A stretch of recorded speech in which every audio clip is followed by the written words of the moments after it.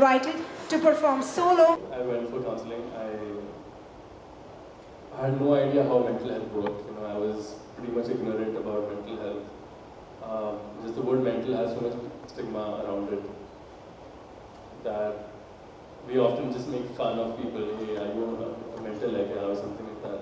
So we've never taken mental. I had never taken mental health seriously before until I went through my own struggles with it. So I booked an appointment with a psychiatrist whose main job is to write prescriptions rather than just talk therapy. And that's. I am a musical instrument maker, a luthier, making Indian and classical instruments for masters of this country and elsewhere.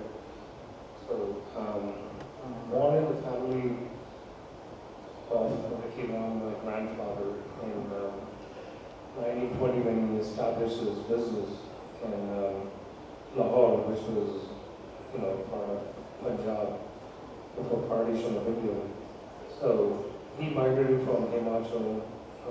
We wanted to get into instrument building.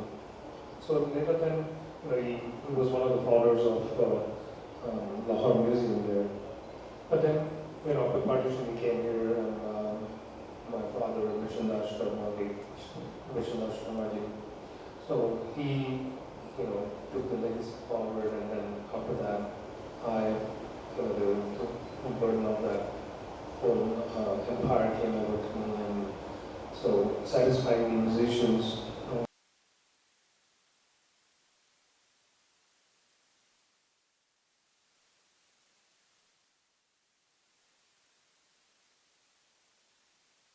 Definitely, it's a huge responsibility. Even when I was at the White House, there was some back and forth about how to present it, because they were asking me, can I stand up and play?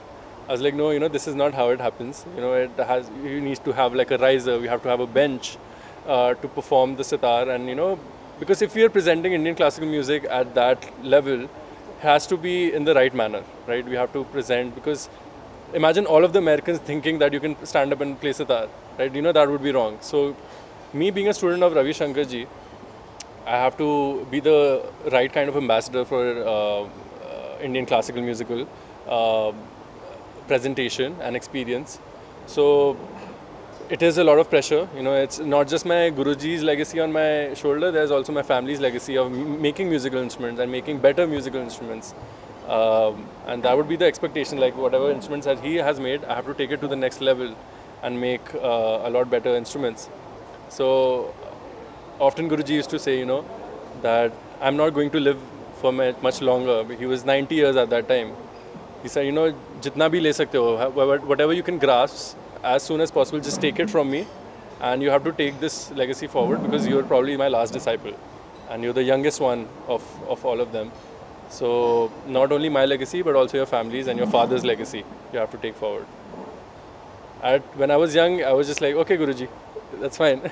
But now as I grow older and I'm turning into a more mature man, I understand the gravity of the situation, that how important it is to present music in the right manner, present my Guruji in the right manner, because anything wrong that I do, it goes to the Gurus.